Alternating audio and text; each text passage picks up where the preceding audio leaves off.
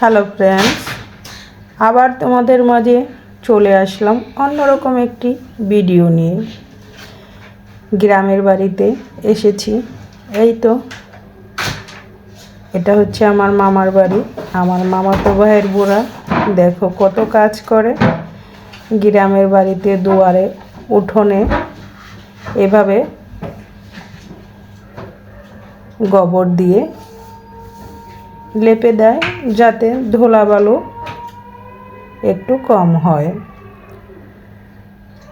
আমার দুই মামাতো ভাইয়ের বউ, একজনে ঘর লেপতেছে আর একজনে দুয়ারে উঠানে গোবর দিয়ে এভাবে ঝাড়ু দিয়ে লেপে দিচ্ছে।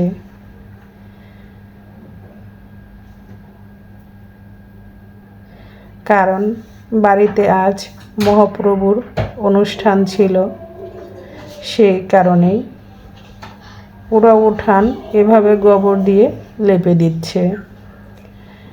তারপর আমরা রেডি হয়ে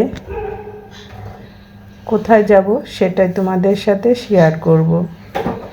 আর দুই মামনি এখানে তারা র্যাকেট খেলতেছে দুই বোনে। এটা হচ্ছে আমাদের বাড়ির সামনে খোলা ফসলের ক্ষেতে তারা দু বোনে র্যাকেট খেলতেছে। আমি একটু তাদের ভিডিও করে নিলাম।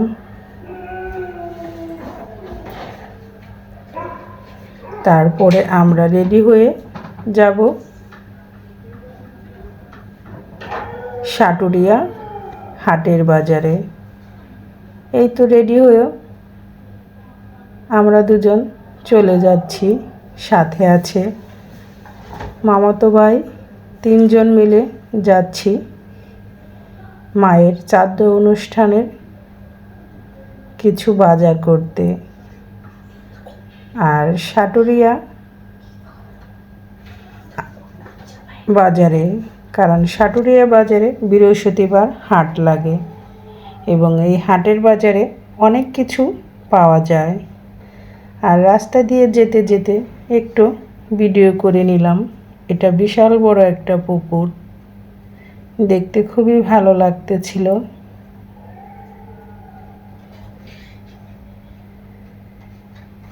আমরা দেখতে দেখতে কিন্তু সাটুরিয়া চলেও এসেছি। আমাদের বাড়ি থেকে সাটুরিয়া প্রায় 3 থেকে 4 কিলো হবে। এই তো আমরা বাজারের ভিতর দিয়ে যাচ্ছি, কাঁচা বাজারে। আর তরতাজা সবজি, অনেক ধরনের শীতের সবজি উঠেছে। আর দেখতেই পাচ্ছ কত বড় বড় জলপাই, অনেক ধরনের সবজি উঠেছে। দেখে মনে হচ্ছিল সবই কিনে নেই, কারণ একদম তরতাজা ফ্রেশ সবজি। কারণ গাছ থেকে তুলেই হাটের বাজারে বিক্রি করতে নিয়ে এসেছে। আর ফ্রেশ যে কোনো জিনিসই দেখতে খুবই ভালো লাগে।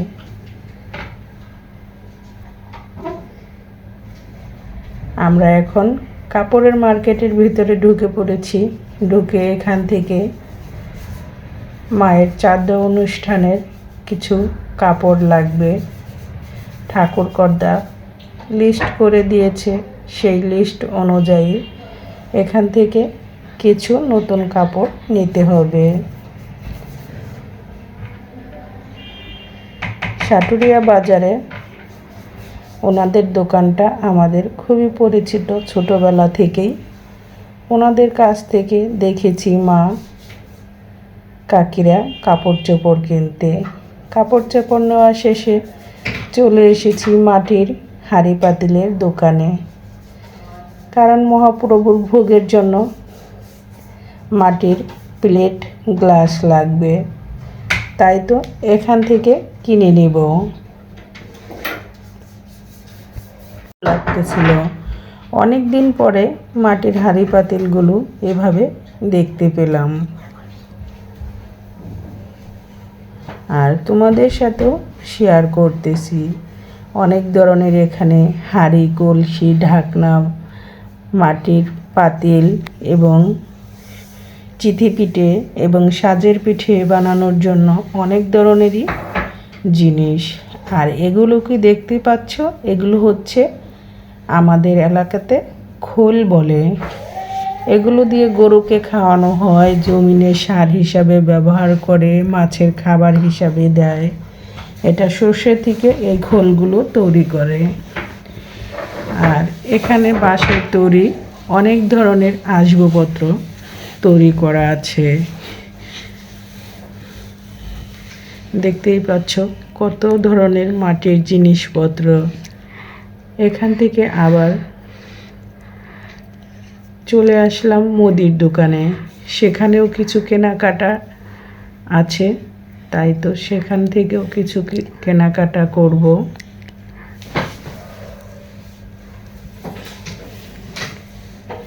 এখানে বাঁশের দিয়ে অনেক ধরনের আসবাবপত্র বানানো আছে। এখান থেকে একটা সাজি কিনতে হবে, কারণ এই সাজিতে ভাত রান্না করে ঝরা দিয়ে রাখবে। কত ধরনের বাঁশ দিয়ে জিনিস বানিয়েছে দেখতেই পাচ্ছ, কিন্তু জিনিসগুলো দাম তুলনামূলকভাবে খুব বেশি না, কারণ কতটা কষ্ট করে বানিয়েছে সেই তুলনায় দাম কিন্তু খুবই কম।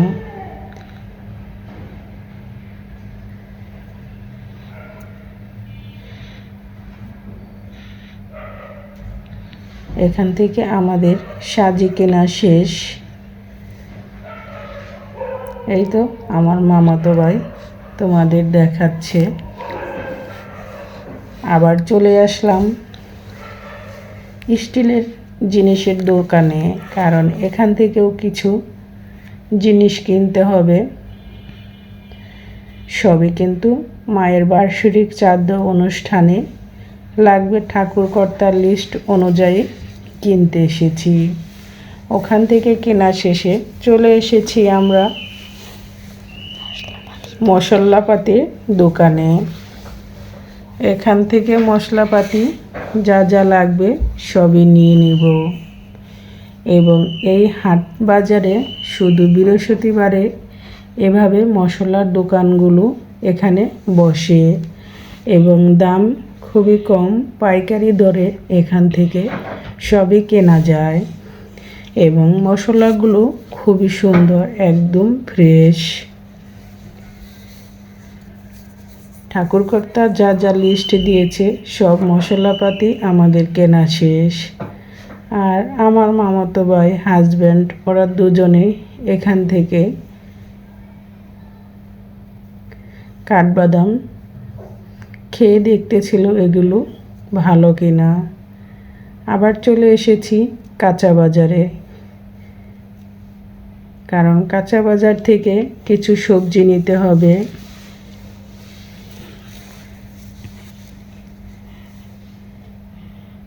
আমার হাজব্যান্ডের লিস্ট দেখে দেখে সবই পরিমাপ মতো কিনে নিচ্ছে। এখন আদার সিজন, তাই তুলনামূলকভাবে আদার দাম খুবই কমে এসেছে। আমরা এখান থেকে আদার কিলো কিনেছি 120 টাকা কেজি।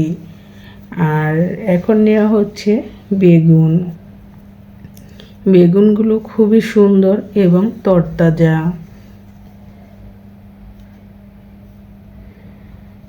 ফুলকপি, বেগুন।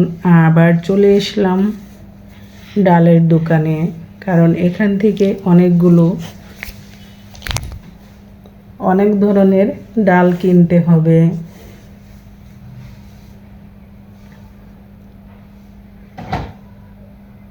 কেনাকাটা শেষে অবশেষে চলে এসেছি বাড়িতে আসার পরে এই আমড়াগুলো সবই গাছের। রাতের বেলা সবজিগুলো সবাই মিলে বানিয়ে রেডি করে রাখতেছে, কারণ ভোরবেলায় ঠাকুরকর্তা চলে আসবে মহাপ্রভু ভোগের অনুষ্ঠানের রান্না করার জন্য। তাই তো সবাই মিলে হাতে হাত লাগিয়ে কাজ করে দিচ্ছে। গ্রামের বাড়িতে সবাই এভাবে একে অপরের সাথে মিলেমিশে কাজ করে থাকে। দেখতেই পাচ্ছ এক একজন এক এক ধরনের কাজ করতেছে, কারণ রাতের বেলায় ভিডিও করেছি, একটু আলো কম ছিল বিদায় অন্ধকার দেখা যাচ্ছে।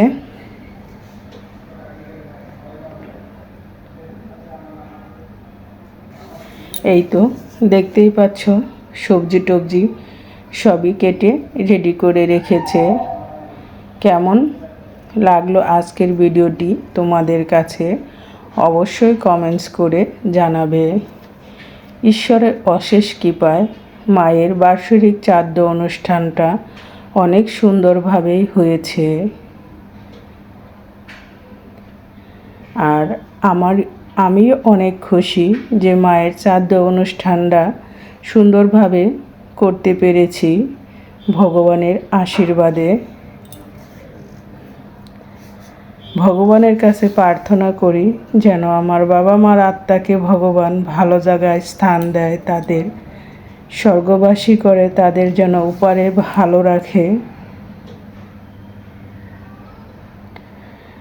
আর এদিকে রান্নার জন্য চুলা কেটেও রেডি করে রাখতেছে।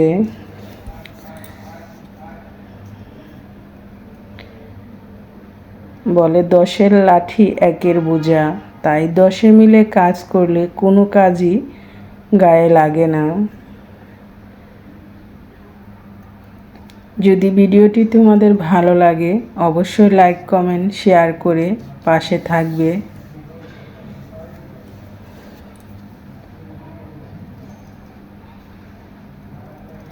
এখানে চুলা কেটে রেডি করা হয়ে গিয়েছে।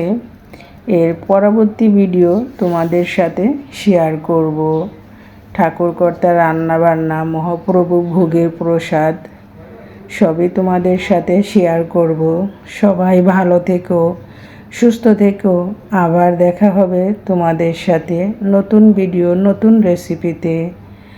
আজকের মতো ভিডিওটি এখানেই শেষ করছি।